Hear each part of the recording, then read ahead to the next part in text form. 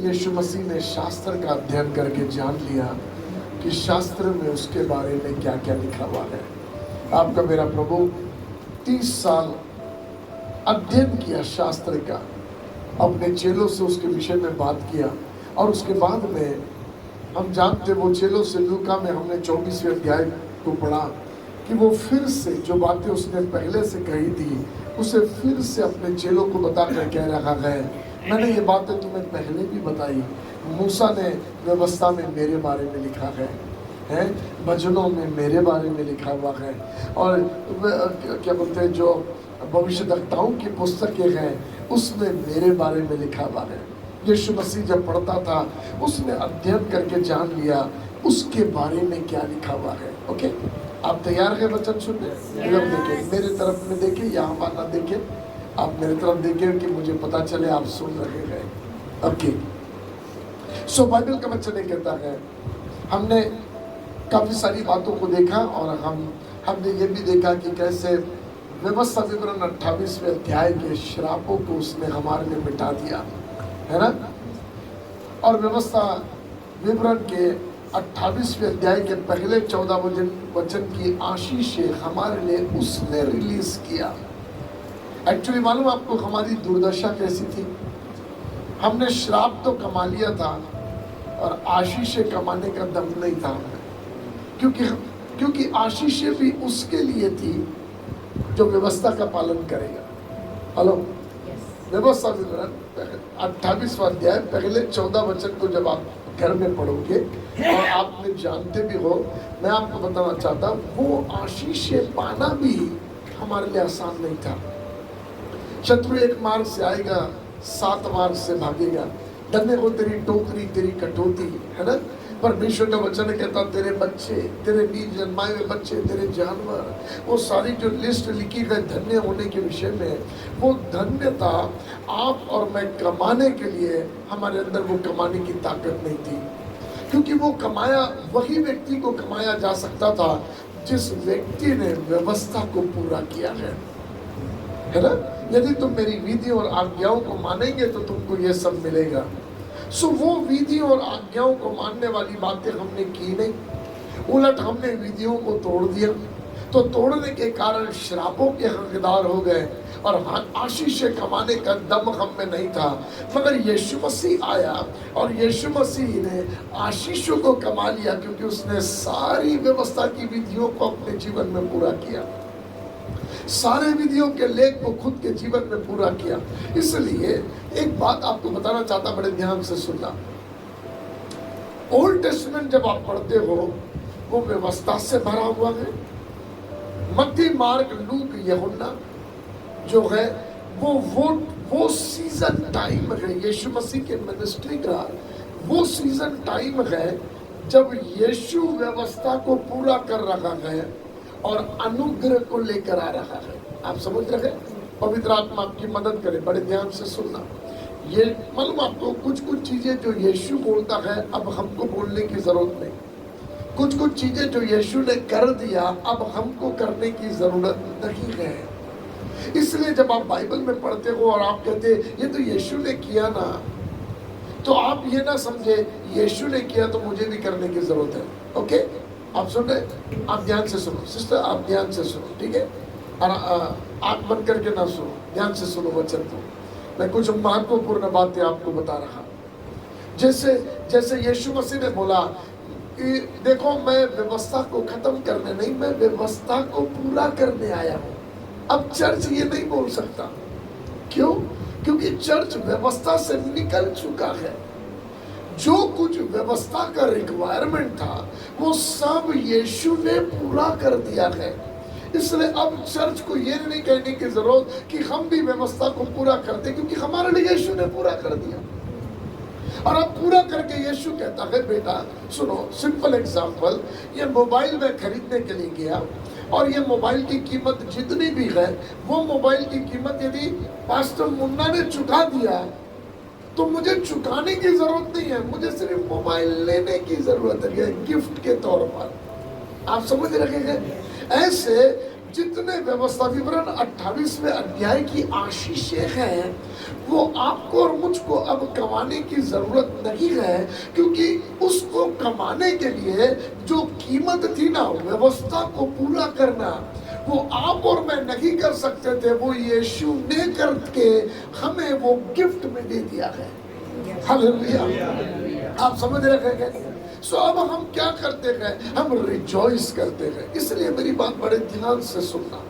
अब जब आप चर्च में दशमांश लाकर डालते हो तो मन में ये सोचकर न डालना कि मैं दशमांश डालता हूं तभी आशीषें आएगी 90%। आप समझ रहे हैं? मैं दशमांश दूंगा तभी मेरे 90% पर आशीष आएगी। मैं डालूंगा तभी खुदा खिला खिला के दबा दबा के देगा। मैं दूंगा तभी परमेश्वर मेरे भंडार को ब्लेस करेगा। ना ना, सुनो, वो व्यवस्था की बातें हैं, मगर अब अनुग्रह में परमेश्वर ने हम पर ऐसा दया कर दिया कि अब हम कुछ करने के द्वारा नहीं, मगर क्योंकि एक रिश्ता जुड़ गया है, वो रिश्ते के आधार पर सब मिलता है। हालेलुया। आप सच्ची समझ रहे हैं? हाँ जी, रिश्ते के आधार पर। आपको मालूम, यशाया, कल हमने जो पढ़ा आइज़ाया 53, यशाया 53 है ना, यीशु मसीह के बलिदान के विषय में, वो जब दोष बलि चलेगा अपने वंश को देखेगा, यहोवा को ये भाया कि हमारे अधर्म के हेतु वो कुचला जाए, मारा जाए, उस पर उसे रोगी कर दिया गया है ना, लिखा है ना, यीशु मसीह पर सारे दंड डाल दिए गए। इसलिए सुनना, आइज़ाया 53 में जो काम हो गया उस कारण आइज़ाया 54 में ब्लेसिंग्स क्या है, पढ़िए। आइज़ाया 54 के पहले वचन से पढ़िए।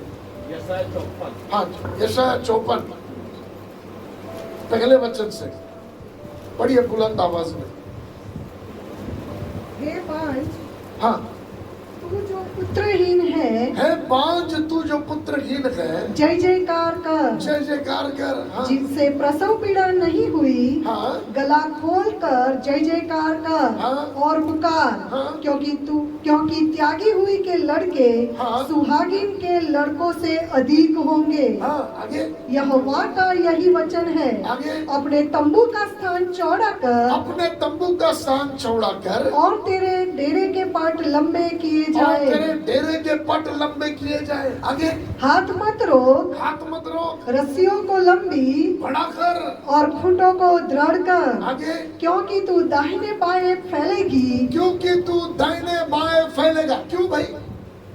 क्या मैंने व्यवस्था को पूरा किया इसलिए? अरे आप किधर गए? पहले चौड़ा होने के लिए क्या आशीष थी? धन्य हो तेरी टोकरी, तेरी कटौती, तेरे जमा खाते की जगह धन्य हो। कहां से होगा? तेरे जानवर, तेरी खेती बाड़ी सब धन्य हो, तेरा भंडार धन्य हो। कैसे होगा धन्य? यदि तू विधियों और आज्ञाओं को मानेगा तो। मगर विधियों और आज्ञाओं को मानना हमारे लिए कठिन था, और व्यवस्था ये कहती 1000 आज्ञाओं में से एक तोड़ दिया तो तूने सब तोड़ दिया।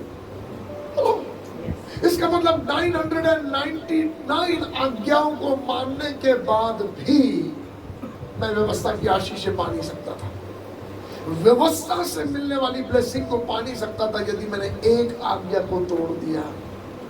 मगर यहाँ ये महिला से कहता है, यशाया पर कुछ रेवलेशन आ रहा, और वो कहता सुन, तेरे सिवानों को चौड़ा कर, तेरी खूंटी को जरा और दूरी पर बांध, है तेरे सारे चौड़े, तेरे तंबुओं को चौड़ा कर। क्यों? क्योंकि तू दाहिने बाएं बढ़ने पाएगा। आगे बढ़िए, आगे बढ़िए।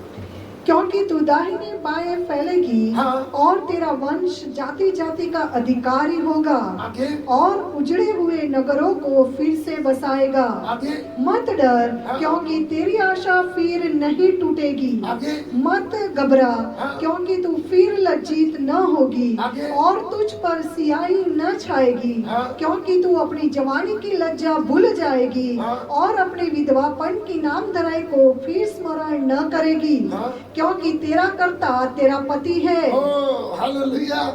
क्यों ये सब मिलेगा मालूम? क्योंकि एक पति है, तेरा रिश्ता है। आप समझ रहे हैं? ये कैसे मिल रहा है? वहां पर एक भी सेंटेंस नहीं लगा क्योंकि तूने विधियों और आज्ञाओं को माना है इसलिए। मालूम क्यों? क्योंकि विधियों आज्ञाओं का सारा लेखा जोखा आइज़ाया 53 में यीशु ने पूरा कर दिया। यीशु ने कीमत चुका दिया, और क्योंकि यीशु ने आइज़ाया 53 की कीमत चुका दिया, 54 में रिश्ता जुड़ गया, और रिश्ते के आधार पर बोलता अब क्योंकि तू उसकी दुल्हन है ना, कुछ करे ना करे तुझको मिलेगा। हालेलुया। अरे आप समझ रहे क्या? झोपड़ी की लड़की हो, महल के लड़के से शादी हो गई ना, तो आराम का गद्दा भी मिलेगा, नौकर चाकर की सेवा भी मिलेगी, महंगी गाड़ी में घूमने को मिलेगा, एसी की ठंडी हवा भी मिलेगी, सब मिलेगा। सच है कि नहीं? हेलो, क्या तूने मेहनत करके कमाई, लोगों के घर कचरा पोता करके ये सब कमाई ना? तो तुझे ये सब बंगला, गाड़ी, पैसा, रुपया कहाँ से मिला? एक रिश्ता कमाया है मैंने, और वो रिश्ता मेरे बलबूते पर नहीं, मगर एक दीवाना है जिसकी मोहब्बत में उसने मुझे अपना लिया है। हालेलुया। क्या दया है आप पे और मुझ पर, क्या अनुग्रह है आप पे मुझ पर। हम तो मैले, गंदे, कुचले, व्यवस्था को तोड़कर बुरी हालत में थे, मगर एक दीवाने ने हम पर दृष्टि किया। हालेलुया। और वो कहता सुन, उसको मिलने के लिए जो भी कुछ चाहिए सबकी कीमत मैं चुकाऊंगा। इसलिए कल मैं आपको बता रहा था, अपने वंश के लिए अपने दिनों में उसने सब कुछ कमा लिया। हेलो, सच है ना? उसको चंगाई चाहिए, वो अपने बलबूते पर नहीं कमा सकता, मैं उसके लिए कमाऊंगा। उसे भरपूरी चाहिए, वो अपने बलबूते पर नहीं कमा सकता, मैं उसके लिए कमाऊंगा। जिन कामों में वो हाथ डाले उसे सफलता चाहिए, वो अपने बलबूते पर सफलता नहीं पा सकता, मैं उसके लिए सफलता कमाऊंगा और उसको उसके ऊंचे स्थान में लेकर जाऊंगा। आज मैं आपको यीशु के नाम से कहता, आपके बेटे बेटियां नीचे नहीं रहेंगे, और वो आपके कारण नहीं, मगर क्योंकि एक रिश्ता है आपका और मेरा, उसके लहू, उसके कीमत के आड़ में, इस कारण एक प्रतिज्ञा है हमारे लिए, हमारे बच्चों के लिए। क्या लिखा है तुम्हारे बेटे बेटियां, क्या लिखा है उसके लिए? किसके लिए लिखा है? बांझ के लिए, जिसको बच्चे होने का कोई चांस नहीं। आप समझ रहे? अरे आप किधर हैं? बांझ उसको बोला जाता है जिसकी सारी आशा चली गई बच्चा पैदा होने की। इसका मतलब खुदा उससे बात कर रहा है जो एक होपलेस सिचुएशन में है। हमारी दशा ऐसी थी, हम होपलेस सिचुएशन में थे, सुधरने का कोई रास्ता नहीं था, कुछ नहीं था उठाने के लिए, हम में कोई योग्यता नहीं थी ऊंचाई पे जाने के लिए, ये आदर जो आज हमको मिलता, ये आदर पाने के लिए। मगर एक रिश्ता यीशु के लहू में हमारा जुड़ गया, उसकी दीवानगी में उसने हमें खरीद कर अपना बना लिया। वो रिश्ते ने मुझे धूली से उठाकर अधिपतियों के साथ बैठा दिया, उसने मुझे नीचे नहीं मुझे ऊपर कर दिया। आज सच में मैं देखूं तो मैं यही कह सकता, एक रिश्ता है सिर्फ, उस कारण ऑटोमेटिकली चीजें होती है अपने आप। जून महीने में मुझे चिंता थी, क्योंकि ये लास्ट ईयर 5 लाख रुपए बच्चों का फीस का, सिर्फ स्कूल फीस का खर्चा था, दोनों बच्चों का मिला के, स्कूल फीस, कॉलेज क्या बोलते हैं, हॉस्टल का, जरमाया का 12th का और नीट का, सारा मिलाकर 5 या 5.5 लाख रुपए का एक्सपेंस हमारे सामने था। प्रभु कैसे करूँगा? जून महीने में 1,25,000 रुपए भरना था। जून महीने में मैंने कहा पापा मैं जानता हूँ आप मेरे लिए उपाय करेंगे, लॉकडाउन के दिन है, मीटिंग्स नहीं है, चीजें कुछ नहीं है, लॉर्ड आप मेरे लिए उपाय करेंगे। मैं आपको बताऊं, प्लीज ध्यान से सुनना, यूएस में किसी ने, कोई पास्टर ने, जो मुझे देखा भी नहीं है, मेरे फैमिली को देखा भी नहीं, परमेश्वर ने उनके मन को उभारा। मेरा जो ब्रदर इन लॉ है वो बात कर रहा था नागपुर में जो मिनिस्ट्री करना है उसके विषय में, तो उन्होंने पूछा तो वहां पर कौन देखेगा? उन्होंने कहा हम जो वो मेरे बारे में उन्होंने बात किया कि वो जो है वो मिनिस्ट्री को देखेंगे करके। जब उन्होंने इस विषय में बात किया, वे मिनिस्ट्री को देखेंगे, ध्यान से सुनना, जब उन्होंने इस विषय पर बात किया तो उन्होंने बोला हमारे पास यहाँ तो कोई फंड नहीं है सपोर्ट करने, कुछ भी करने के लिए, हमारे पास ऐसा कुछ भी नहीं है। तो वो अपने घर वापस आ गए, ठीक है बोल के।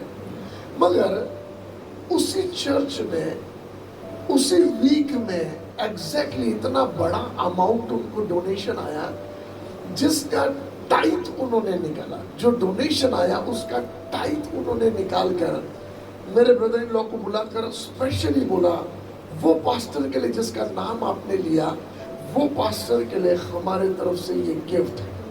और जब वो पैसा मेरे अकाउंट में जून महीने में आया, इट वॉज एग्जैक्टली 1,27,000। आप समझ रहे, 1,25,000 का नीड था, 1,27,000 रुपए परमेश्वर ने मेरे अकाउंट में दिया। बताना क्या चाह रहा मैं आपको, हमें पता भी नहीं एक रिश्ता है जो हमारे लिए काम करता है, कोई है जो हमें कुछ नहीं करना पड़ता।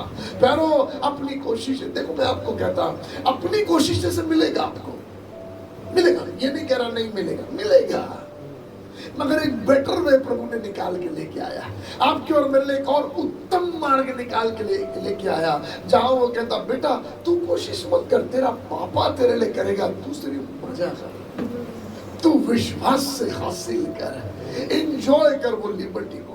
कैन यू इमेजिन शैतान का कितना दिमाग खराब होता होगा, क्योंकि शैतान देखता है इजरायली गड़बड़ी करते हैं, पाप करते हैं, गलतियां करते हैं, बलवा करते हैं, मगर इनका खुदा इनको स्वर्ग से मन्ना बराबर देता है। कितना दिमाग खराब होता होगा इसका। ये लड़ाई में हारते नहीं है, मैं इतने शत्रुओं को इनके पीछे चढ़ाता हूँ और यही जीत कर बाहर आते हैं, जबकि आके बड़बड़ करते हैं, कुड़कुड़ाते हैं, परमेश्वर के खिलाफ बातें करते हैं, प्रभु के सेवकों के खिलाफ बातें करते हैं, जीवन बिल्कुल सही नहीं है, अपने परमेश्वर को दुखी करते हैं, मगर मन्ना समय पर मिलता है, कपड़े फटते नहीं है, चप्पल घिसते नहीं है, परिवार बढ़ रहे हैं, बच्चे बढ़ रहे हैं, फूल फल रहे हैं, 40 साल बिना खेती बाड़ी नौकरी के, न जानवरों की कमी, न धन दौलत की कमी, न सोना चांदी की कमी, ऑफरिंग में गोल्ड निकाल के देते हैं।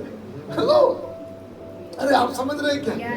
इधर अपने से नोट नहीं निकलती है जेब से, है नौकरी कर रहे तो भी अपने जेब से नोट बराबर नहीं निकलती है ऑफरिंग में। वो लोग कानों का यूं लो पास्टर बनाओ, गोल्ड निकाल के दे रखे हैं। शैतान सोचता है यार हटेली जाति, बलवा करने वाली जाति, परमेश्वर खुद कहता है इनके बारे में, मगर फिर भी ये फूल बन रखे हैं। क्यों? क्योंकि परमेश्वर ने जब मूसा को फारो के पास भेजा तो बोला जाके उनसे कहना मेरे बेटे, मेरे पगलेटे, मेरे बच्चों को जाने दे, मेरे बेटे को जाने दे। आप समझ रहे हैं क्या डिक्लेरेशन था परमेश्वर का एक्चुअली। जब परमेश्वर फारो से कहता है मेरे इजराइल को जाने दे नहीं बोला, मेरे बेटे को जाने दे बोला। क्यों मालूम? क्योंकि परमेश्वर ने फारो पर एक रिवील किया, फारो सुन तू रिश्ते में छेड़छाड़ कर रहा है। आप समझ रहे हैं, तू जिसको हाथ लगा रखा ना वो ऐसा वैसा कोई नहीं है, रिश्ता है मेरा, छोड़ दे, वो मेरा है, छोड़ दे। मैंने पहले भी बताया, यदि कोई यहाँ से मेरा ध्यान नहीं है, मैं मिल रहा हूँ और कोई मेरा मोबाइल उठा के लेके वहां जा रहा है और मैंने देख लिया दरवाजे से बाहर जाने पर ही मैं आवाज दे के बोलूंगा वो मोबाइल मेरा है, ले जा पाएगा क्या? नहीं, आवाज ही नहीं आया आपका, ले जा पाएगा क्या? नहीं। क्या बोलेगा मालूम? अरे पास्टर मेरा भी बिल्कुल ऐसा ही है, गलती से मेरा समझ के उठा लिया, बहाने मारेगा, लाके दे देगा। आप समझ रहे हैं, परमेश्वर ने इतना ही किया मालूम आपको, सिर्फ इजराइलियों के लिए इतना ही डिक्लेरेशन किया, फारो वो मेरे बच्चे हैं। फारो टेढ़ा होने की कोशिश किया, नहीं जाने दूंगा, पूरा बैंड बजा दिया मिस्र का प्रभु ने, उलट पुलट कर दिया, दुनिया की ताकतवर सेना को तबाह कर दिया, क्योंकि जिसको उसने मेरा बोला उसको उन्होंने पकड़ के रखा था। आज आप समझो, व्यवस्था के समय के सीजन में नहीं है। बाइबल का वचन कहता वो व्यवस्था का समय खत्म हो गया, अब अनुग्रह की व्यवस्था है, और अनुग्रह की व्यवस्था में हम विश्वास के द्वारा चीजों को हासिल करते हैं। हालेलुया, बाय फेथ बड़े बड़े अचीवमेंट्स बाय फेथ हम रिसीव करते हैं, ये जानकर मेरा पापा मेरे लिए सब कुछ पूरा करेगा। हालेलुया। हाँ, आपको एक भाग की ओर मैं आज की सुबह लेके जाना चाहता हूँ। आप मेरे साथ चले। जकरिया की किताब, इसका 3रा अध्याय, पहले वचन से पढ़िए। जकरिया 3रा अध्याय, पहले 5 वचन पढ़ लो, बड़े ध्यान से सुनो, क्योंकि मैं थोड़ा देर हम पहले 5 वचन में बिताएंगे। क्या हो रहा है, बड़े ध्यान से सुनो, पढ़िए। जकरिया उसका 3रा अध्याय 1 से 5 आया। हाँ। फिर उसने यहोशू महायाजक को यहोवा के दूत के सामने खड़ा हुआ मुझे दिखाया। हाँ, सुनो सुनो। फिर उसने यहोशू महायाजक को यहोवा के दूत के सामने खड़ा दिखाया। इसका मतलब यहोशू महायाजक खड़ा हुआ है और दूत साथ में खड़ा है। सच है ना?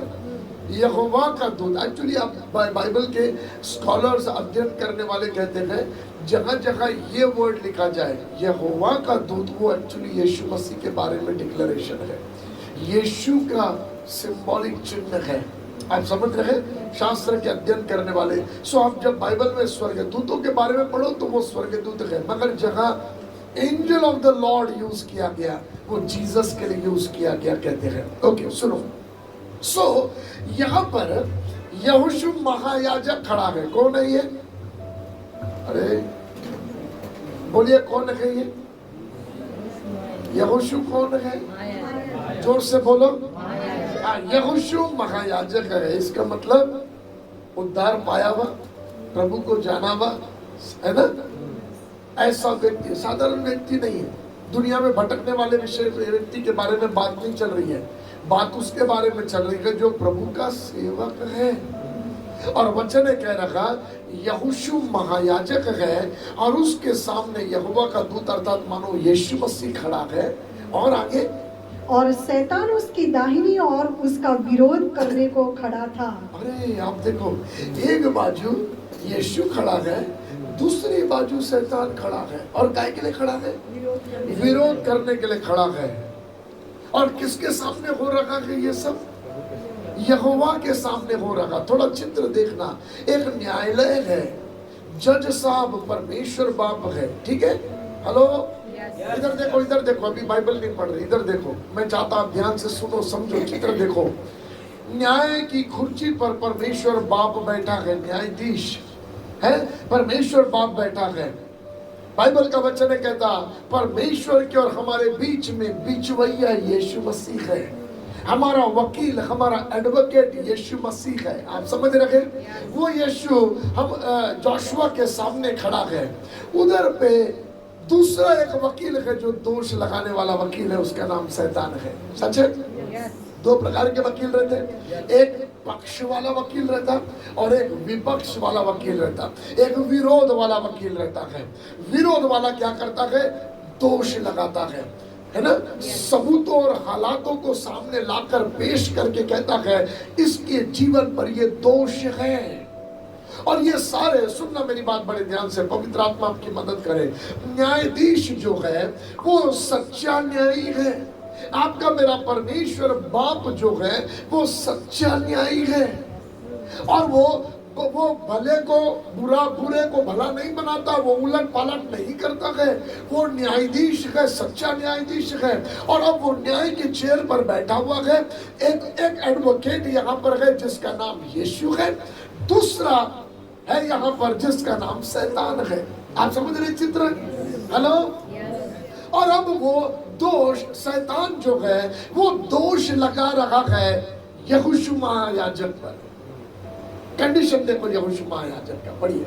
तब यहोवा ने शैतान से कहा, हाँ। हे शैतान, यहोवा तुझको दूर के, हाँ। यहोवा जो यरूशलेम को अपना लेता है, हाँ। वही तुझे दूर के। हाँ, सुनो सुनो, हुआ क्या मालूम? शैतान दोष लगा रहा था, इसके ऊपर दोष है, ये पापी है, ये मैला है, ये गंदा है, इसके विचार गंदे हैं, ये गंदा जीवन जीता है। मालूम आपको, हम जब पाप, अधर्म, अपराध, गलती करते, दुष्ट परमेश्वर के सामने हमारे लिए दोष लगाता है। जब दाऊद ने गलती कर दिया तो नातान नबी ने आके दाऊद को क्या बोला मालूम? दाऊद, तूने ये क्या किया है? तूने दुष्ट को अवसर दिया कि वो तेरे और परमेश्वर के विरुद्ध में दोष लगाए। आप समझ रहे हैं, दाऊद ने गलती कर दिया और शैतान, मालूम आपको शैतान क्या करता है, पहले हमारे पास आता है, हमारे दिमाग में केमिकल लोचा करने के चक्कर में रहता है, हमको पाप में गिराने के चक्कर में रहता है, और जैसे हम गिर जाते ऐसे बोलता, प्रभु इसने गलती किया, इसने तेरी व्यवस्था तोड़ दिया, इसने तेरी आज्ञा तोड़ दिया, प्रभु तू इसको दंड दे, प्रभु मैंने गलती किया था, तूने मुझे फेंक दिया, इसने गलती किया, इसको भी फेंक दे। हेलो, आप समझ रहे हैं? क्या परमेश्वर पक्षपाती है? आवाज नहीं आया। क्या परमेश्वर पक्षपाती है? शैतान ने गलती किया तो उसको गिरा दिया, हमने गलती की है तो धूली से ऊपर उठा दिया। हेलो, मगर परमेश्वर पक्षपाती है क्या? नहीं है। तो हमारे लिए बदलाव क्यों है? मालूम क्यों है? क्योंकि हमारे लिए एक मध्यस्थ है, हमारे लिए कोई बीच में खड़ा है, हमारे लिए एक यहोवा का दूत हमारे लिए पिटिशन कर रखा है, हमारे लिए विनती कर रखा है, हमारे लिए न्यायाधीश के और हमारे बीच में खड़ा है। हालेलुया। आप समझ रहे हैं क्या? मालूम आपको, अय्यूब कहता है, अय्यूब के ऊपर विपत्ति पर विपत्ति, 7 विपत्ति आई, और एक के बाद एक विपत्ति सुनने के बाद वस्त्र फाड़कर राख में बैठ गया। और अय्यूब के मुंह का सेंटेंस क्या है मालूम? ये सारी विपत्तियां मुझ पर इसलिए आई क्योंकि मेरे लिए कोई बीचवैया नहीं है। हेलो, अब अय्यूब की किताब पढ़ना, ये विपत्तियां मुझ पर इसलिए आई क्योंकि कोई मध्यस्थी मेरे बीच में नहीं है। मगर अय्यूब का डायलॉग हम चर्च वाले नहीं मार सकते हैं, हम चर्च अब अय्यूब के जैसा नहीं बोल सकते हैं। मालूम क्यों? क्योंकि हमारे लिए बीचवैया है। हालेलुया। हमारे लिए मध्यस्थ है, हमारे लिए बीच में खड़े होने वाला है। नाउ कंडीशन देखना, मैं आपको जो पढ़ा रहा हूँ जोशुआ का कंडीशन, दोष लगाने वाला दोष लगा रखा है। क्या क्या काम करता है जोशुआ पता नहीं, मगर लोगों ने उसको देखा अच्छा दिख रखा है, मगर शायद अंदर से जोशुआ का लाइफ सही नहीं है, अंदर से उसके जीवन में सफाई नहीं है, पवित्र नहीं है, अंदर से कुछ तो है गड़बड़ी, मैं नहीं जानता क्या चीजें हैं, वहां पर खुलासा नहीं है जोशुआ के लाइफ में क्या चल रहा है। मगर उसके बारे में एक ही खुलासा है, आगे पढ़ो क्या लिखा है, पढ़ो। उस समय यहोशू तो दूत के सामने मैला वस्त्र पहने हुए खड़ा था। यहोशू के वस्त्र मलिन थे। आप समझ रहे हैं? हेलो, इसका मतलब उसका लाइफ क्लीन नहीं था, मलिन था। मैं नहीं जानता क्या पाप हो गया था उससे, मगर है कौन? सिर्फ याजक नहीं, महायाजक है। वो है जो परम पवित्र स्थान में साल में एक बार जाता था और समस्त इज़राइल के अदम अपराध पापों के लिए परमेश्वर के सामने प्रायश्चित करता था।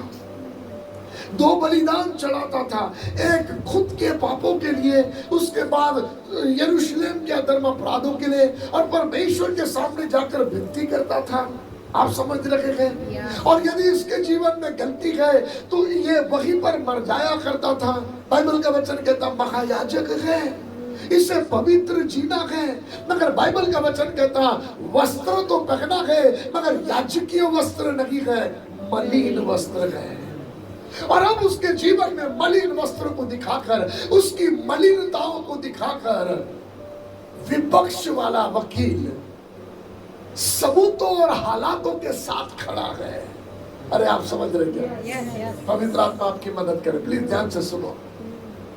सारे सबूत हैं न्यायालय में, प्रभु मेरे पास सबूत है, देख इसके वस्त्र मलिन है। प्रभु मेरे पास सबूत है मोसेस ने गंदगियां किया है।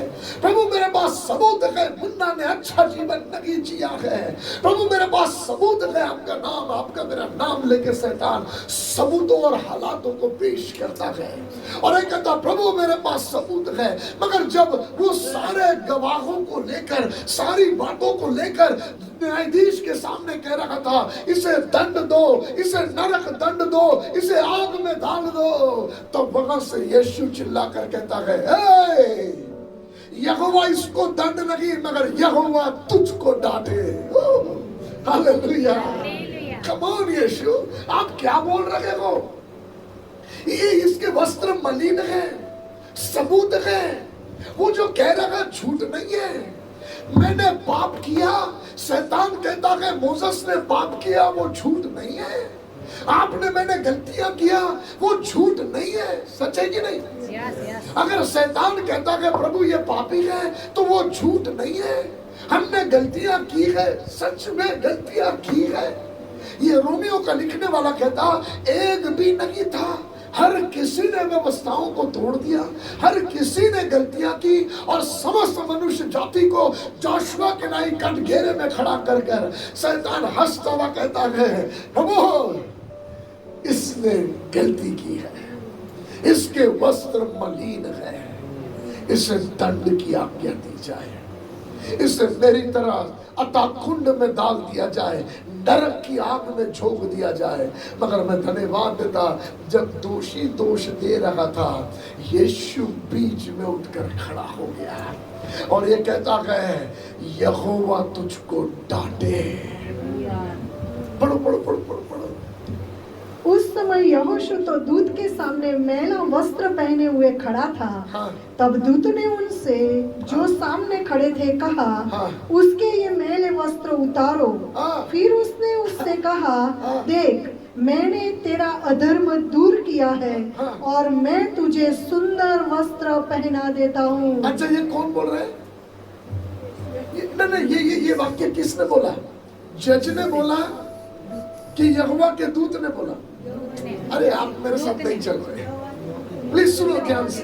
हाँ सिस्टर फिर से पढ़ो, फिर से पढ़ो।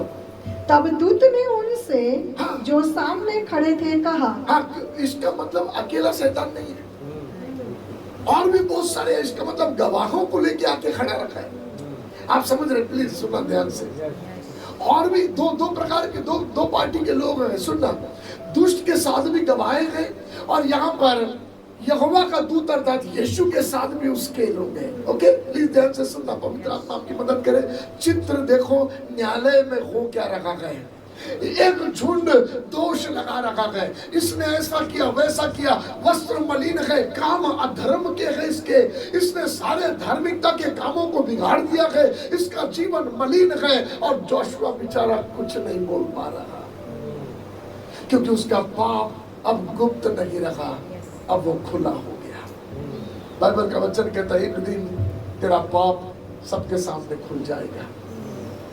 खुल गया और जोशुआ चुपचाप है, मन में सोचता है जो भी ये कह रहा सब सच है और मैं सजा का हकदार हूं, क्योंकि व्यवस्था तोड़ने वाले के लिए नरक की आग है। मैं सजा का हकदार हूं। मगर उतने में यीशु चिल्लाता है, ए दुष्ट, ए यहोवा तुझको डांटेगा। क्यों? जोशुआ देखता है मुझको ना डांटे, उसको डांटे जो मुझ पे दोष लगा रखा है। और मालूम आपको, सुनो ध्यान से, यहोवा परमेश्वर कुछ नहीं किया। यीशु मसीह क्या किया मालूम? पहला बोला परमेश्वर तुझको डांटे, और फिर बाद में अपने साथ वालों को बोला सुनो उसके मलिन वस्त्र उतार दो।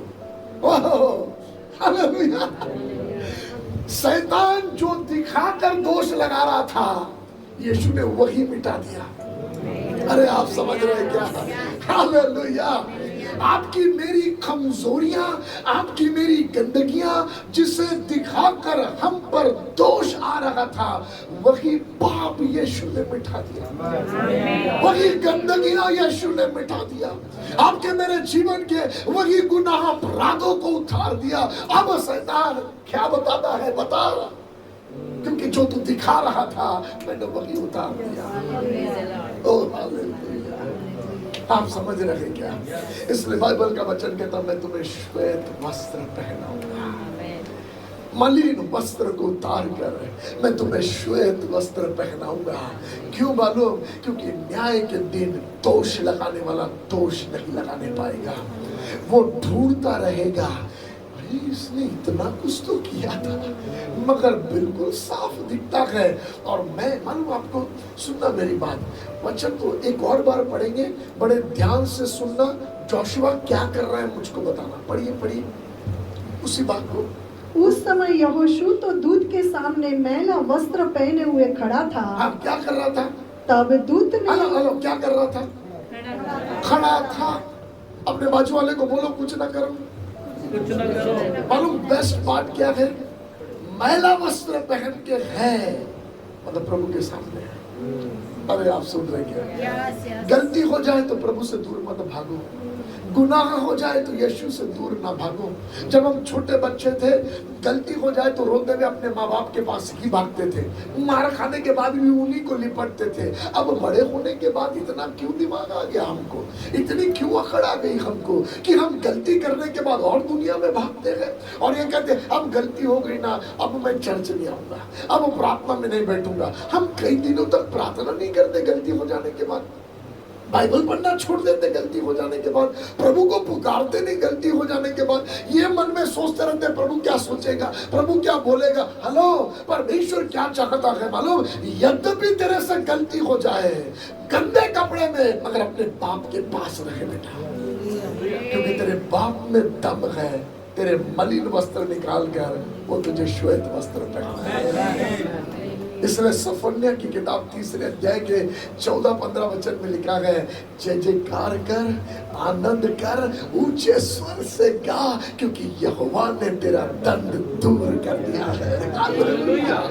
मुझे आपके बारे में नहीं मालूम, मैं रिजॉइस करता हूँ क्योंकि मुझे मालूम है मैंने क्या पाप किए हैं, मुझे मालूम है मेरा क्या जीवन मैला था, मैं जानता हूँ मेरे वस्त्र कितने मलिन थे। आज भी दुनिया के बहुत सारे लोग जब मेरे पुरानी बातों को याद करके मुझे देखते हैं तो उनके मन में आज भी वो मैला मोसेस दिखाई देता होगा, मगर मैं आपको बताऊं मेरे यीशु की आंखों में और दुष्ट के सामने मेरे वस्त्र मलिन नहीं है, क्योंकि किसी ने मेरे वस्त्र बदल दिए। हालेलुया। आप समझ रहे हैं?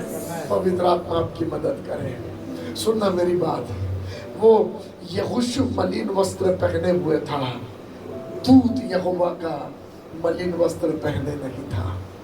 आप समझ रहे हैं? दूत अपने श्वेत वस्त्र में खड़ा था वहां पर। प्लीज ध्यान से सुनना, पवित्र आत्मा आपकी मदद करे। बाइबल के वचन में कहता है यहोवा के दूत ने उन लोगों से कहा, पढ़िए। हाँ, तब दूत ने उनसे जो सामने खड़े थे कहा, इसके ये मैले वस्त्र उतारो। हाँ, ओके, किसको बोला? उसके सामने यहोशू को बोला क्या? तू कपड़े उतार। हेलो, ना आवाज नहीं आया। नहीं। आप समझ रहे क्या हो रहा है? हाँ जी, आप समझ रहे हैं? हम अपने आप से पापों को नहीं दूर कर सकते, हम अपने आप से मलिन वस्त्र को नहीं उतार सकते। ये चिपक गया है, लिपट गया है हमें। मालूम आपको, हमारे एहसासों में, उमंगों में भर गया। मगर धन्यवाद यीशु का। यीशु कहता, जोशुआ तू कुछ मत कर, तू सिर्फ खड़ा रहे, मैं तेरे मलिन वस्त्र उतारूंगा। हालेलुया। वो है जो हमारे मलिन वस्त्र को उतारता है। और आपको मालूम, सुनना ध्यान से, वो वस्त्र उतारने से पहले मालूम आपको क्या होता है? यदि कोई दोषी पर दोष लगे और कोई बेल देने वाला हो, हेलो, कोई कीमत चुकाने वाला हो, तो दोषी बचता है। यीशु ने क्या किया मालूम? पहले से कीमत चुकाकर सेटलमेंट कर दिया। अरे आप समझ रहे क्या? ऑलरेडी। और कीमत कैसे चुकाया मालूम? बोला जितना दंड उसके लेखे में है वो सारा दंड मैं उठाऊंगा। हाँ जी, आप समझ रहे? पवित्र आत्मा मदद करे। उसको चाबुक की मार पड़ना है तो मुझे मारो, उसका लहू बहना है तो मुझे मारो, उस पर मृत्यु आना है तो मुझे मृत्यु दो। उसका सारा दंड ऑलरेडी यीशु ने चुका दिया। और अब दंड यीशु ने चुका दिया, सब कुछ यीशु ने चुका दिया। इधर शैतान आके बोलता, प्रभु इस पर दंड दे। प्रभु बोला, एक ही गलती का 2 बार दंड नहीं दिया जाता है। आप समझ रहे क्या? एक ही गलती का 2 बार सजा नहीं दिया जाता। ऑलरेडी उस गलती की सजा इसने उठा लिया है। इसलिए यीशु मसीह कहता है, यहोवा तुझको डांटे क्योंकि कीमत मैंने चुका दिया, तो तू कौन सा दंड बताता है रे? हेलो, पवित्र आत्मा आपकी मदद करे। आप समझ रहे हैं? पवित्र आत्मा सहायता करे समझने में। कितनी बड़ी दया आप पे मुझ पे की गई। हम वस्त्र उतारने के लायक के नहीं थे। बाइबल का वचन कहता, उसने कहा उसके वस्त्र उतारो। आगे, फिर उसने उससे कहा, हाँ देख मैंने तेरा अधर्म दूर किया है। हाँ, किसने अधर्म दूर किया? अब बोलो ना, किसने अधर्म दूर किया? यीशु ने। जोशुआ का अधर्म दूर, वो एंजल कहता है, आप समझ रहे, अब स्वर्गदूत हमारे अधर्म दूर नहीं कर सकते, वो यीशु मसीह का सिंबॉलिक है। यीशु हमारे अधर्म दूर कर सकता, हम समझ रहे हैं। यीशु कहता है जोशुआ को, डांटा किसको? जोशुआ को नहीं, शैतान को। अरे बोल सकता था, आप और मैं होते हम अपने बच्चे को डांटते, बेवकूफ कहता का बाप का नाक काट दिया सबके सामने, आज वो सबके सामने तेरे बारे में बोल रखा है, अब मेरी इज्जत खराब कर दिया तूने। उल्टा सीधा नहीं बोला। मालूम आपको क्या किया? दुष्ट को डांटा, बच्चे को क्लीन किया। ओह वाह, हालेलुया। अरे आप समझ रहे हैं क्या? हमारा बच्चा, छोटा सा बच्चा डायपर में छिच्ची कर देता था, है तो भी हम रास्ते से आ रहे हैं तो भी छिच्ची करके, उसको कोई परवाह नहीं धोने वोने की, क्योंकि उसको डायपर उतारने आता नहीं है, उसको धोने आता नहीं है। मगर क्या करता था, वैसे ही डायपर में अपने को लिपट के सो जाएगा, हम गोद में उठा के सूंघ रहे गंदी बदबू। मगर हम माँ बाप ने गंदा कर दिया तो नीचे नहीं पटक दिया उसको। हेलो, आप समझ रहे क्या? अरे तुम बुरे माँ बाप होकर अपने लड़के वालों को अच्छी वस्तुएं देना जानते हो, तो तुम्हारा स्वर्ग पिता तुम्हें क्यों ना देगा? वो तो बाप है, वो भला पिता है, वो प्रेमी बाप है। आपकी मलिनता के कारण वो आपको फेंकता नहीं है, मगर जब आपकी मलिनता को देखता है, मालूम क्या करता? अपने श्वेत वस्त्र को उतार कर आपको अपने महिमा का वस्त्र पहनाता है। इसलिए बाइबल का वचन कहता है, वो हमारे लिए नंगा हो गया, उसके वस्त्र उतार दिए गए। क्रूस पर यीशु वस्त्रहीन हो गया। मालूम क्यों? क्योंकि यहोशू महायाजक, तेरे मलिन वस्त्र निकाल कर तुझे नंगा नहीं छोड़ूंगा, तुझे मेरे वस्त्र से ढाकूंगा, ताकि अब जब दुष्ट देखेगा ना, तो वो मुझको देखेगा और तुझको देखेगा और दोनों को एक समान देखेगा। अरे आप समझ रहे क्या? मालूम उसने क्या किया? अपना वस्त्र, वहां लिखा नहीं है, बट हम अब जानते हैं यीशु मसीह ने क्या किया, उस अनुसार हम समझ सकते हैं। यीशु ने इधर उधर का दूसरा कपड़ा नहीं जी, अपनी महिमा का वस्त्र हम चर्च को पहना दिया। और अब जब दुष्ट इधर दिखा के याजक से बात कर रहा था, तब तक इधर कपड़े बदल गए।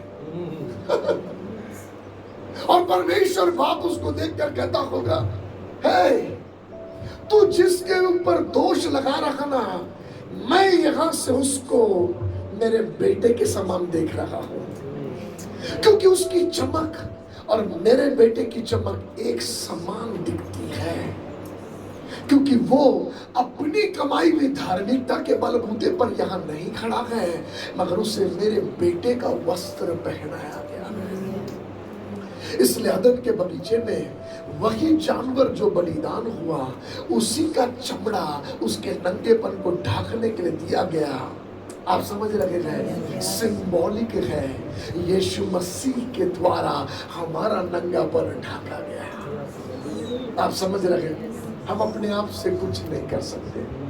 प्लीज सुनो, अपने बलबूते पर विश्वास न करो, अपने बलबूते पर कमाने पर विश्वास न करो, मगर विश्वास करो मेरे यीशु ने कमा लिया है, मैं उसको आनंद से रिसीव करना, मैं बिलीव करता, मेरे बच्चों के साथ भला ही होगा, मेरे परिवार के साथ अच्छा ही होगा, हमारे लिए बिचवैया है, इसलिए युद्ध तो हम ही जीतेंगे। चाहे मैं मौत से भरी हुई तराई से जाऊं, डरूंगा नहीं, क्योंकि वो मेरे साथ है। मालूम मौत की तराई का डर क्यों नहीं है दाऊद को? हेलो, क्योंकि वो बहुत बैलेंस में चलने वाला है इसलिए नहीं, बहुत शातिर है इसलिए नहीं, उसको मालूम है तराइयों से बचाने वाला मेरे साथ है, जो गिरने नहीं देता वो मेरे साथ है, जिसकी पकड़ में दम है, संभालने का दम है। और सिर्फ मालूम आपको, वो 2 कदम के लिए नहीं संभालता है, वो ठिकाने तक पहुंचने तक छोड़ता नहीं है। पतरस जब बिना यीशु के हाथ में हाथ चल के आया तो डूब गया, मगर बाद में जब यीशु के हाथ में हाथ आ गया ना, नहीं डूबा सका कुछ। अरे आप समझ रहे हैं क्या? क्यों मालूम? क्योंकि अब संभालने वाला मेरे साथ है। और अब चिंता नहीं है क्योंकि संभालने वाला साथ है। अब लहरों का डर नहीं, अब आंधी तूफान का डर नहीं, क्योंकि संभालने वाला मेरे साथ है। आज मैं आपसे कह दूं, चिंता ना करो, संभालने वाला बीचवैया है। हालेलुया। पवित्र आत्मा सहायता करे। चर्च अपने यीशु से लिपटे रखो, उसके संग रखो, उसके करीब रखो। गलती कर दी तो बोल दो पापा गलती हो गई है, नहीं सुधर रहा मेरे से, पापा गलती हो गई है, मैं खड़ा हूं यहाँ पर। और मैं आपको बताऊं, वो दंड नहीं, वो वस्त्र देगा, वो दोष नहीं, निर्दोष बनाएगा। हालेलुया। आप समझ पा रहे हैं? पवित्र आत्मा सहायता करे।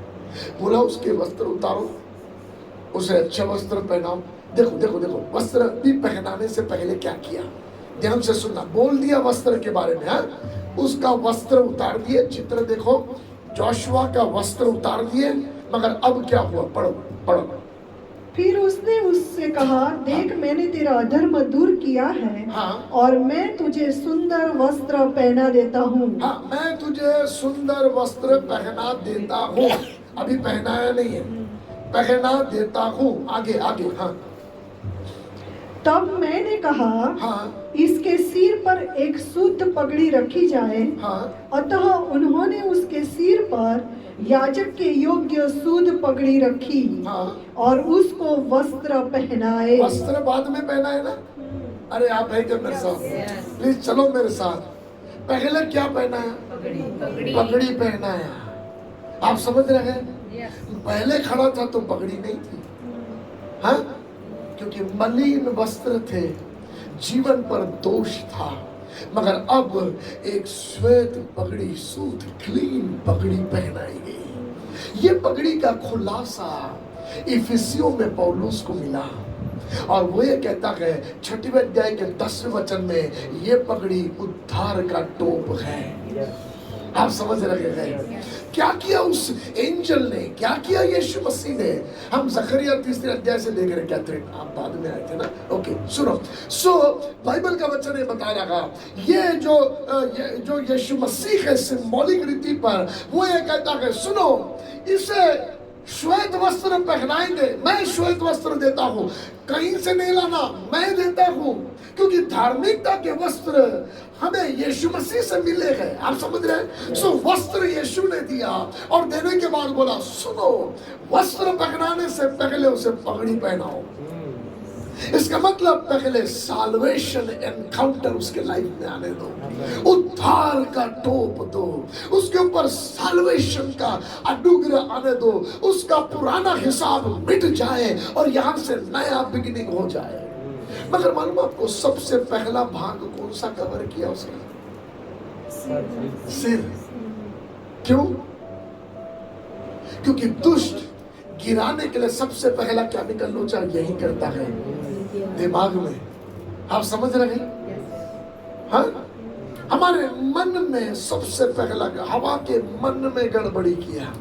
मगर प्रभु ये कहता, पहला चीज करो, सबसे पहला उसके मन को कवर करो, उसके माइंड को कवर करो, उसके सर को ढाक लो, उद्धार के टोप से ढाक लो, ताकि उसके मन में उसको मालूम हो, मेरा हिसाब चुकता हो गया है, बीत गया। अब एक नई जर्नी है, यहाँ से क्लीन माइंडसेट में जोशुआ ऑपरेट करना। क्योंकि जोशुआ कुछ नहीं बोल रहा, मालूम क्यों? क्योंकि उसके मन में उसने एक्सेप्ट कर लिया मैं पापी हूँ, उसके मन में उसने एक्सेप्ट कर लिया मैं मलिन हूँ। मेरा पाप खुल गया है, सब कुछ सही है, जितनी बातें दुष्ट कह रहा सब सही है। प्रभु कहता है सब सही है बेटा, मगर सब बदल दूंगा, नया चैप्टर बिगिन करूंगा, क्योंकि तू मेरा है। मैं तेरे लिए नई कहानी लिखूंगा। मगर सुन, जब मैं नया बिगिन करूंगा ना, तो मैं नहीं चाहता तेरा दिमाग पुराने के समान सोचे। इसलिए पहले उद्धार का टोप पहनाऊंगा, ताकि तेरा मन उस साल्वेशन में डूब कर सोचने वाला मन हो। आप समझ पा रहे हैं? अजी, इसलिए जिन्होंने उद्धार पाया वो अलग लोग हैं पृथ्वी पर, आपको मालूम? हेलो, अपने मन में दुनिया की कहावतों को नहीं बसने देना। दुनिया की कहावत है, कर लो दुनिया मुट्ठी में, ये हमारे लिए नहीं है। हमारी क्या कहावत है मालूम? हम ऑलरेडी किसी की मुट्ठी में हैं, उसमें से हम निकलते नहीं है, क्योंकि यीशु ने कह दिया कि मैंने तुम्हें ऐसे किसी के हाथ में रख दिया है जिसके हाथ से तुम्हें कोई चुरा नहीं सकता। इसलिए हम दुनिया मुट्ठी में करने के पीछे नहीं भाग रहे, हम उसकी मुट्ठी में है जो दुनिया को चलाता है। वाह! इसलिए संसार के लोग बोले ना, उनकी बातें ना सुनना। दुनिया के लोग आके बोले क्या रे तुम्हारा चर्च, क्या तुम क्रिश्चियन इतने पीछे चल रहे हैं, दुनिया देखो कहां से कहां निकल के चला जा रहा है, दुनिया कहां से कहां बढ़ रही, और तुम क्या रे इतने पीछे हो। हाँ, उनकी बातों को ना सुनना, क्योंकि दुनिया रॉन्ग डायरेक्शन में सबसे आगे है, चर्च राइट डायरेक्शन में सबसे आगे है। हालेलुया! आप समझ रहे हैं? आपको जानना है आपका पोजीशन। इसलिए प्रभु कहता सबसे पहले उद्धार का टोप पहनाओ, क्योंकि अब पापियों की नाई खोपड़ी नहीं चलनी चाहिए, अब उद्धारक के नाई चलना चाहिए। अब ये दिमाग में ना उद्धार पायों के समान कल्पना उठनी चाहिए, पापी के समान नहीं। पास्टर हम तो शरीर है ना, ये सब तो होता रहेगा, बंद करो ये बोलना, ये पापियों की बोली है। कमजोर होना, आपको नहीं मालूम आपका कमजोरी या आपका बल कुछ काम का नहीं है, उसका बल है जो हमें बल देता है चलने में, उसका बल है जो हमें संभाल के रखता है। हमें क्या करना है? बस अब उसके साथ रहना है, उस पर भरोसा करना है, विश्वास करना है। वो जिसने वादा किया, पहला थिस्सलुनीकी की किताब 5वें अध्याय के 23 वचन में, शांति का परमेश्वर आप ही, तुम नहीं, शांति का परमेश्वर खुद अब तुम्हारी आत्मा, तुम्हारे प्राण, तुम्हारी देह में उसके आने के दिन तक पूरा पूरा निर्दोष पवित्र बनाए रखेगा। क्या ये वचन झूठा है? नहीं, आवाज नहीं आया। क्या ये वचन सच्चा है कि झूठा है? मगर क्यों चर्च आज भी ये सोचता है हमें ना जब तक शरीर में है होता रहेगा ना, बिजुटा जो होता रहेगा ना। हेलो, और क्योंकि आपने ये बिलीव किया, वचन कहता तेरे विश्वास के अनुसार तेरे साथ हो, क्योंकि आपने ये बिलीव किया। इसलिए प्रभु कहता जोशुआ तू महायाजक तक बन गया, फिर भी तू गड़बड़ी कर रहा है। मालूम क्यों? क्योंकि तेरी मेंटालिटी सही नहीं चल रही। आज तुझे एक पगड़ी पहनाता हूं। वाह, हालेलुया। चर्च, हमारे सर पर एक श्वेत पगड़ी है जिसका नाम यीशु से मिलने वाला उद्धार है, उद्धार का टोप है। और प्रभु ये चाहता है अब संसार, पुराना जीवन, पाप के नाई सोचना नहीं, मगर अब उद्धार पाया हुआ मसीह की दुल्हन और चर्च के समान सोचना। हालेलुया। बिना ये टोप के बाइबल पढ़ोगे ना, गुमराह हो जाओगे।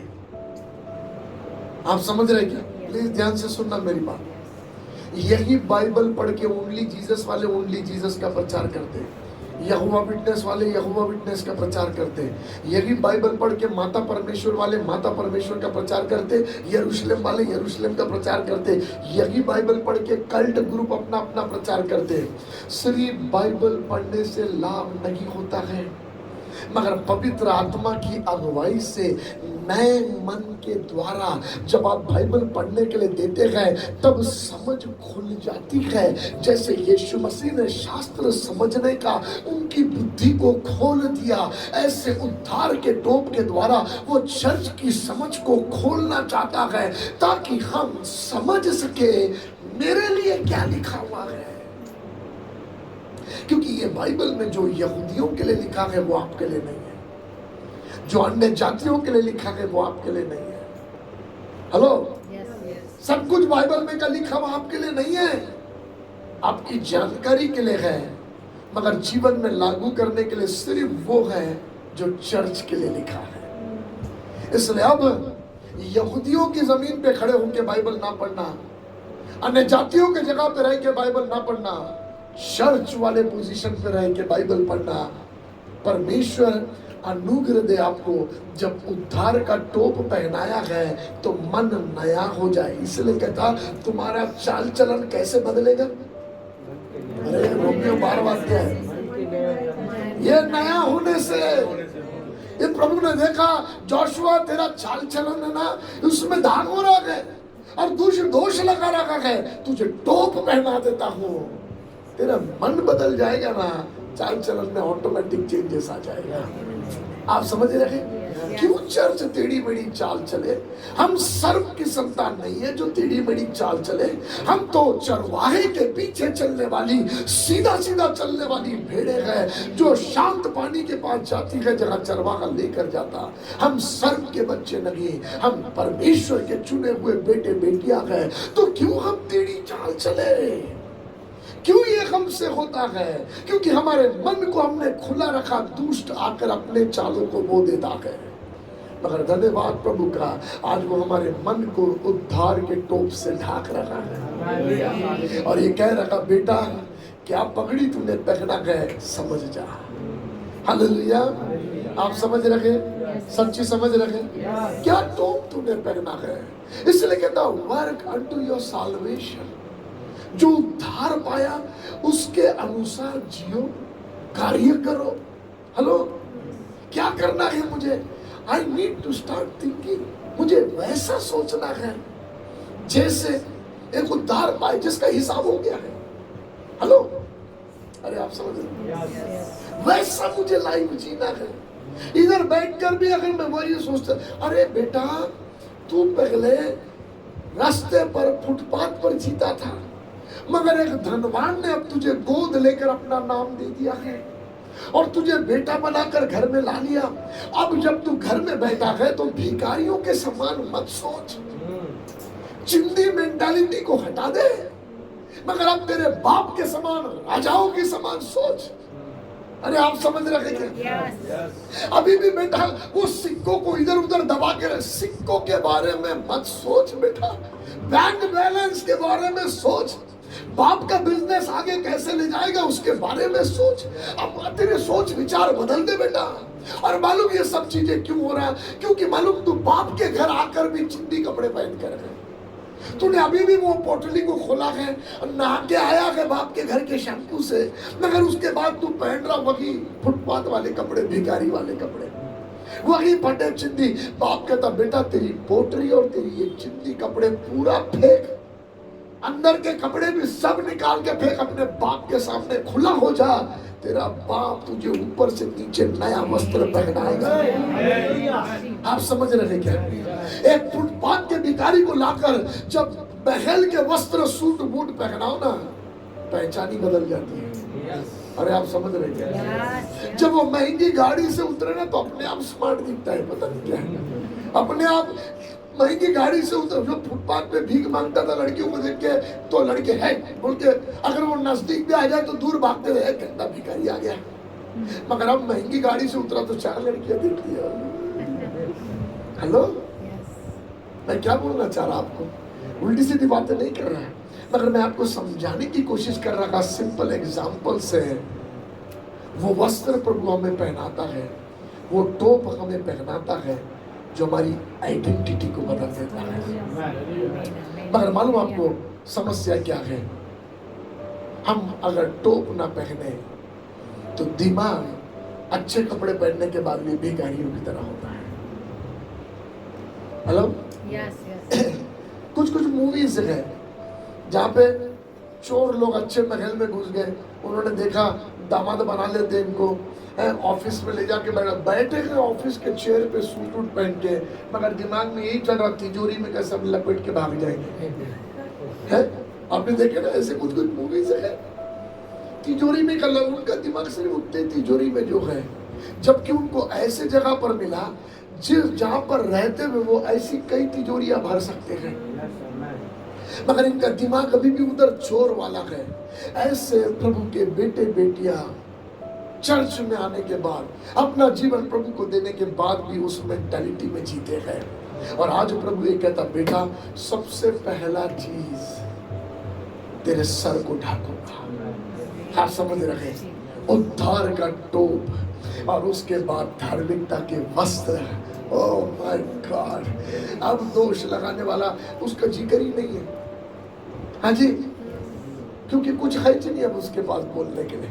ऐसा भागा होगा वहां से, ऐसा भागा होगा वहां से। क्यों? क्योंकि कीमत दे दी गई सजा की। मालूम आपको, पूरी स्टोरी में जोशुआ ने कुछ नहीं किया जो उसने पाया। ये आपकी मेरी कहानी है, हमने कुछ नहीं किया, उसके अनुग्रह से हमने पाया है। तो फिर आज क्यों सोचते हो मेरे कुछ करने से मिलेगा, मेरे कुछ करने से हासिल होगा? आपको कुछ क्या करना है मालूम? मेरा जुआ मुलायम और हल्का है। क्या करना है? विश्वास। यीशु ने मुझे उद्धार दे दिया। लेखी की पुस्तक में मेरे लिए कुछ नहीं लिखा है, क्योंकि यीशु ने मिटा दिया है। I am washed by the blood of Jesus. मैं क्लीन हूँ, उसने मुझ पर अनुग्रह किया। मालूम स्टोरी में इतना सुंदर है, प्रभु ने उसको महायाजक की पदवी से नीचे गिराया भी नहीं लिखा है। आप समझ रहे क्या? मेरे बच्चे, जो तू है वो तेरी आइडेंटिटी कोई नहीं चुरा सकता। उस पहचान में सिर्फ दाग आ गया है, वो दाग तेरा पापा मिटाएगा, मगर तू बेटा तो है, तू बेटी तो है। गंदी हो गई है, तेरा पापा नहलाएगा तुझे। गंदी हो गई है, मगर तेरा पापा कपड़े बदलेगा, मगर ये पहचान कभी नहीं बदल सकती, तू मेरा बच्चा। आप समझ रहे हैं? हेलो, पवित्र आत्मा आपकी सहायता करे। आइए अपनी आंखों को बंद करें, हर एक जन अपनी आंखों को बंद करें और प्रभु के उपकारों के लिए प्रभु को धन्यवाद दें। कम और प्रभु से मुख खोले। मैं आपको पूछना चाहता, यदि यहाँ कोई है जिसने अब तक अपना जीवन यीशु मसीह को नहीं सौंपा है और ये उद्धार का एनकाउंटर नहीं पाया है, आज उद्धार का टोप यहाँ आपके लिए है। दुष्ट आपके जीवन पर दोष लगा रहा है, मगर यीशु आपको उद्धार का टोप और धार्मिकता के वस्त्र पहनाना चाह रहा है। आज की सुबह अपने आप को प्रभु के हाथ में दो और प्रभु से कहो, लॉर्ड आई नीड यू, मुझे आपकी जरूरत है यीशु। हाँ, मैंने जो गुनाह किए वो मैं जानता हूँ, मेरा पाप मेरी आंखों के सामने है। दाऊद राजा कहता है, मेरा पाप मेरी आंखों के सामने है, मैं जानता हूँ मैंने क्या गलतियां किया है। मगर उसी दाऊद को परमेश्वर ने जो ठाना था, उसके घरानों में राजाओं की कमी नहीं होगी, प्रभु ने उससे चुराया नहीं। वही दाऊद उसको राजगद्दी से गिराया नहीं, उसे इज़राइल में चहेता राजा बने रहने दिया, उसके पहचान को बिगाड़ा नहीं। उसके पीढ़ियों में, वंश में हमेशा दाऊद को याद करता रहा दूसरे राजाओं के साथ। दाऊद की पहचान को बिगड़ने नहीं दिया, मगर दाऊद को साफ करके राख में से उठाकर फिर से खड़ा किया। वो परमेश्वर आज यहाँ पर है। चर्च, प्रभु ये कहता है, अपनी पहचान को जान मेरे बेटे, मेरी बेटी। दुष्ट तुझ पर दोष लगा रहा है, मगर बिचवैया तेरे लिए पुकार रहा है। जो बीच में है वो तेरे लिए अपने वस्त्र दे रहा है कि तुझे धार्मिकता के वस्त्र अपने वस्त्रों से ढाक ले। आज की सुबह मुंह खोले, चुपचाप न बैठे, उसे धन्यवाद दे। अपनी आवाज उठाए, मुंह खोले। जीसस मिशन चर्च में यदि आपको धन्यवाद देना नहीं आता, आपकी कोई जरूरत नहीं है। अपना मुख खोले और कहे थैंक यू लॉर्ड, धन्यवाद यीशु, जो आपने मेरे लिए किया मैं धन्यवाद देता, जो दया आपने मेरे लिए किया धन्यवाद देता। आइज़ाया 53 लॉर्ड मेरे लिए है, इसलिए मैं जय जयकार करूंगा, आनंद करूंगा, अपने बलबूते पर नहीं, क्योंकि एक रिश्ता है मेरा आपके साथ में, वो रिश्ते को मैं एंजॉय करूंगा। उस रिश्ते के लिए धन्यवाद देता हूँ। धन्यवाद मुझे अपनी दुल्हन बना लेने के लिए, धन्यवाद मेरे प्रेमी, मेरे राजा, मेरे पापा, मेरे यीशु, आपका धन्यवाद अपने वस्त्र मुझे देने के लिए, आपका धन्यवाद अपना ठोप मुझे देने के लिए, उद्धार मुझे देने के लिए, मेरे मन को बदल देने के लिए, अपना मन मुझे देने के लिए धन्यवाद लॉर्ड। मेरा मन हटाकर अपना मन मुझे देने के लिए धन्यवाद यीशु। Thank you Jesus, thank you Lord.